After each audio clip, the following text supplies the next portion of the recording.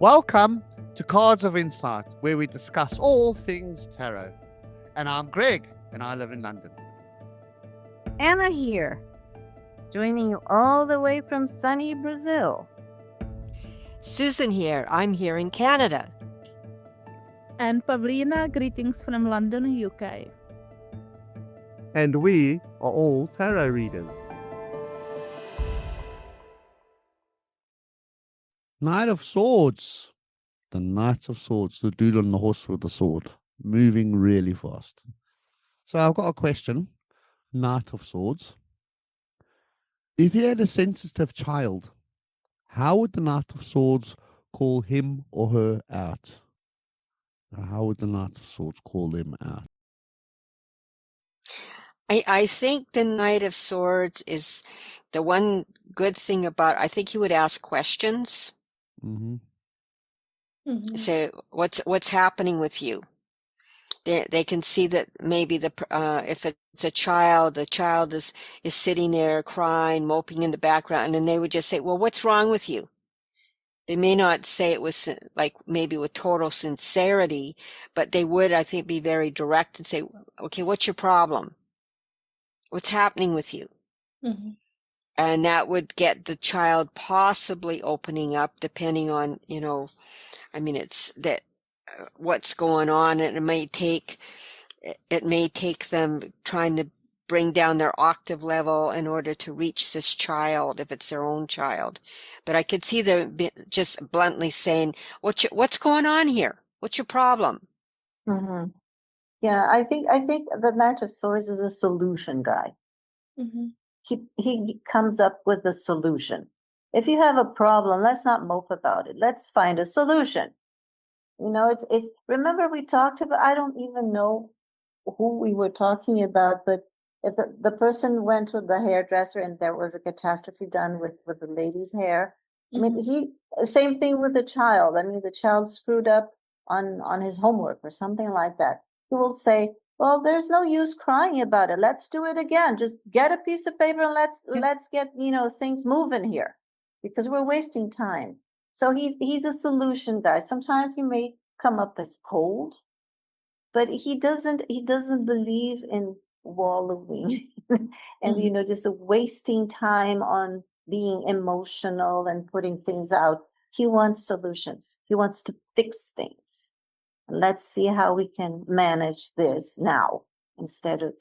And they use distraction to deal with emotions. So let's do something else. Let's move on. Yes. Instead of getting emotional, you use a Yeah, distraction. that too. The brain helps him not to get emotional. Keep busy. Yeah. Yes, when things are too emotional for him to dismiss. And even when the child is a little bit rowdy, they'd be tactful about it and clever about it. When they talk to the child, they'd make the child think or whatever and use more tact. Yeah.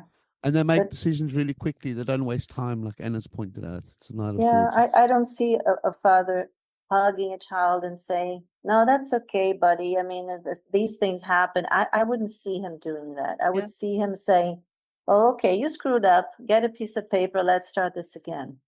Yeah. In some way, in negative way, I can see Knight of Swords saying, man up, that's it, let's do it. That's it. Yeah. Being like not nice as well. Yeah, what are you, 5? Yeah. Something like that. Yes, I am. Yes, I am 5. Yes, exactly. Sometimes you have to question, do they actually have tact sometimes, swords cards? Because they can be quite bloody harsh. Yeah, they can be cutting. Yeah. Definitely a swords card. But they mean well. They do it because they, they tell you what you need to hear, not what you want to hear. So they know sitting there crying isn't going to get you anywhere, and people are just going to go, "Oh, solutions." Stop crying." Like, he wants solutions. Let's do it again. Let's learn, not make a mistake. Yeah, but on the other hand, Knight of Swords is the guy who will need to speak about everything and speak up about problems. When there is problem, he will say, everybody, I have to find the solution. I will talk and talk to everybody about it. Share the information. I also find him a bit defensive. Not against a person, but against circumstances. If you look at the Knight of Swords card, he is already in battle mode, and he is riding against the wind. So it's the whole nature that is against him, but he's prepared. So this guy, whatever comes his way, he has the sword ready to fix it. So this might, when it's so dignified, this might come as a person who is a bit abrasive, because they always think that everything is against him and he has to defend himself. He can be very short with his comments too. It's a way of life, I think. Yeah. Another question? Sure. Okay. The Knight of Swords. How does he feel when misunderstood? Is he willing to explain again? Or does he think the burden is on the others to do it? I think he sees that as not his problem. I think he Yeah. looks at the other person. "Yeah, this is who I am, and I've got time to go into the nuts and bolts of this. We need to move on from this. Yeah. Fine, I'll give you a pen as a solution here, but we're moving on." Because he the onus is on you to know what he's talking about, you see. So that's what we're doing there. He's putting the onus on you. I mean, if I'm talking about quantum theory and you don't understand it, that's not my problem. But what if he were a teacher? That's different, because you're a teacher now. Now you have to try to get the students to understand what you're saying to them. And what would he do? Would he repeat exactly what he said before, or would he say it in a different way? He would say it in a different way, Different way. because that's what they're about. They're about creativity, something new, and ideas and solutions. So if that doesn't work, you try a different solution. Swords calls are plan A, plan B, plan C, plan D. And then if that doesn't work, we'll have to find a new one for a plan E. So we've already got, you know what I mean? So after we get to plan D, we've run out of plans, we'll make one up and go plan E. So I would say, yeah, they would try it in a different way. But if you're in a corporate meeting or you're with a bunch of scientists and you're talking about quantum physics and they don't understand, well, why they're in the bloody room then? I'm busy here. I've been paid to be wasting his time. Yes, correct. Yes, yes. But if he's a teacher, then that's different, obviously. Yes. In my opinion, I think he's the guy who would not admit he was wrong in any way, and he can be easily misunderstood because he's talking too much. He's a talker. He talks about everything, and maybe sometimes he could put some words he doesn't want to put there, and then he's misunderstood, right?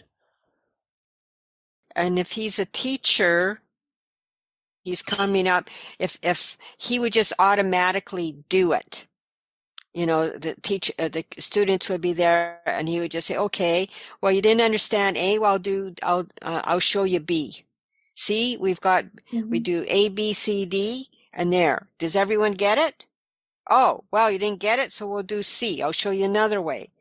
So he would be automatically doing it with the idea of saying, well, this is how you do it. Yeah.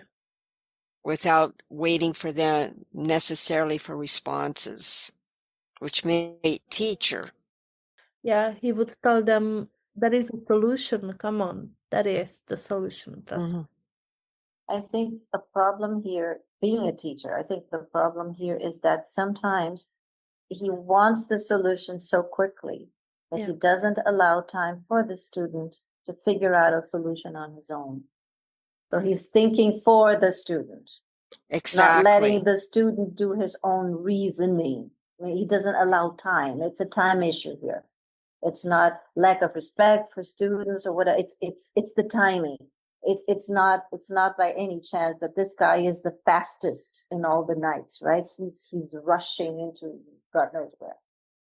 He may tell the student, "Okay, we can't do this today. How about you come back and you tell me tomorrow?" Yeah. Think about it and bring the solution. Oh, Yeah, you tell discuss it, me your yeah. solution tomorrow. Mhm, mhm. And if the student still doesn't get it, he'll say, okay, tell me the next day. Because he's not going to necessarily give them the time to work together to find the solution. Yeah, And because he's a Knight of Swords, he's in a hurry. Do you think yeah, that's going to make him have little patience? Do you think? yes, Yeah, yeah, limited. yeah, Yeah. Yeah, because he's a Knight of Swords, right? So, yeah. Time is not his friend here. and I think he tends to maybe say things before he thinks because he's the Knight, you know, because it's just moving so Mhm, fast, and he might mhm. regret things he says as well. Mhm. Maybe, yeah, And maybe. he'd have a very disruptive classroom if he has a whole pile of Knight of Swords students. Oh dear. Oh, boy. It would be a catastrophe. Throw some Knights of Wands in there just for fun with them. That would be good. Oh my God, that's a school. Yes, it could get pretty heated, I think, Heated because they would debates. be trying to, especially if it's high school, right? So that you know, depending on if it's a teacher and with the student, they could be having some very yelling contests about whose solution is better. Mhm. Yeah. Swords won't shut up and the Wands won't sit still. Yep. Okay. Next question. Mm-hmm. Okay. Right. Knight of Swords. Is the Knight of Swords a good strategist or a better last minute plan type of guy? What do you think? I think I don't think he's just so much a strategist. He flies by the seat of his pants. I would say so, purely just from the image, right? That in a rush. Hmm. But doesn't he have a previous plan in his mind? Yes. He might not put it in paper, but Yeah, he kind of knows what to do already. Before the problem even arises, he knows how to fix it, I think. Thing is, it's what keeps sticking out at me. He's always in such a bloody hurry. The Knight of Swords, and I'm thinking maybe he moved too quickly and didn't think long enough about it. He did put strategy in, but moved too quickly and maybe forgot one or two things. We had no bloody patience. So a half strategy, maybe strategy without patience. Because if you have a strategy, you need to sleep on it, right, and think about it mhm. first. And I don't think he slept on it. Well, yeah, but what about if he is a military guy? He's a leader in a military. I Yeah, that think would be he's a excellent. strategist in that I case. think he's a good guy to have on in a war, and you have to move those people quickly. Yeah. He knows what. Then he's there. But in the Yeah. or anything, he's not the best. He's good at, okay, you know, we're on the ground, we're fighting or whatever, or we have to do something really quick. He can throw things together pretty Yeah, like quickly. Anna was saying, you can stretch it. He does it pretty quick, like you say, yeah, because Yeah. he can think fast, especially when you're in war. So yeah, there is strategy, yeah, but I'm gonna Yeah. be, but I Yeah. think it's a bit rushed. But Yeah. he's not that diplomat. I don't think he's not the diplomat, and he's not the long-term planner. No, he's not long Like term. he's No. not a politician in that sense. He doesn't play the long game. Yeah, that's why I think he's a good army guy because he just can quickly decide, let's go, and we can just do it. Obviously, yes, he's trained for that, for the strategy, right? Quick thinking, quick decision. Yeah. Super precise and hyper focused. Yes. This guy doesn't, High performance. yeah, high performance and very focused too. He knows exactly where to hurt. And he knows exactly what to do at exactly the right moment. I don't think he needs a lot of strategy because he's so brainy. He kind of knows what to do. When he attacks, he doesn't, it's not a trial and error. I don't see him as a trial and error guy. He knows. He knows that if he does it this way, that will be the consequence. Yeah. I don't see him playing those British games. If you remember, they have them on a whole big map, or if you've seen movies where they Mhm. have everything planned, and they've got the tanks over here, and they've got the other army or the planes over here. I don't think he's into that and seeing, okay, when this comes forward, then you need to move this thing forward, and you do that. No, he's very instant. On the ground. Do it now. He's good when he can implement, like if he worked with the planner, a good strategist, then he would put it into place. He could put the strategy into place and act when it's not going well. He knows what to do. Yeah, Yeah. actually, yeah. He will actually execute it. Yeah, and he is excellent at moving people through the words that he uses too. Yes. You know, those activists, you know, defending a cause or something.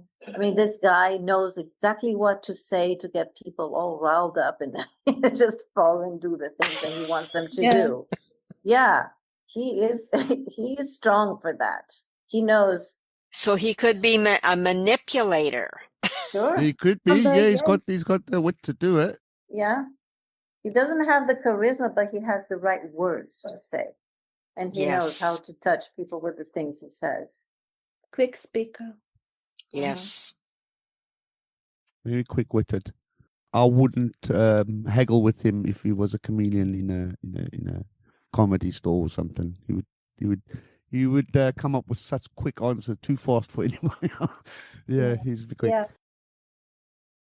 Brain running on RAM memory, super fast. Do you guys want to do another question? Mm-hmm. Sure. Okay, right. Another question. Knight of Swords. Would a Knight of Swords pick up a hitchhiker? No, he doesn't stop. He rides fast. He even hasn't seen the guy on the road. Because he's moving too fast, he wouldn't stop. Right, okay. Because he's in a hurry, right? Or because he didn't see him. The only way he's picking him up is if that guy or woman or whatever would stand out in the middle of the highway and flag him down, and it's either kill the person or stop. And then he could be, he would stop and say, "What the hell?" And the person says, "I need a ride. My car's broken down." And he would say, "Well, then hop on my bike." No, okay, That's the only way he would be picking up anybody. Can you imagine his best friend is the Knight of Cups, and he would tell him next day, "Why you didn't stop me? I was in the middle of the road. Why you didn't stop me?" I say, "I haven't seen Oh, is that you? Yes, that's true. Oh. What if he were the hitchhiker? Mm-hmm. Good question. How would he get that car to stop for him? I mean, other than standing in the middle of the road. First, it depends on why he was hitchhiking. What was Yes. the problem? Yeah. Was the car broken? He would try to fix it. If it was a car problem, he would call AAA and then Yes, have it towed. he's ready So for that's that. it. That's it. Quick, easy solutions. Yes, absolutely, Anna. I think Yeah. he would call his friend the Knight of Cups. He's a solution guy. Same thing for the hitchhiker. If the lady wanted a ride, he said, "Oh, I'm busy. I cannot give you a ride, but I'll call AAA for you. Give me your number." And then while he's driving, he's calling and said, "There's a lady there. She needs your help. She has no phone." That's it. Yeah. It doesn't waste time. Time is precious. No. Well, that means he would go in the middle of the road for the next car. Thank you for listening. Please like, subscribe, and follow us. And feel free to leave a comment.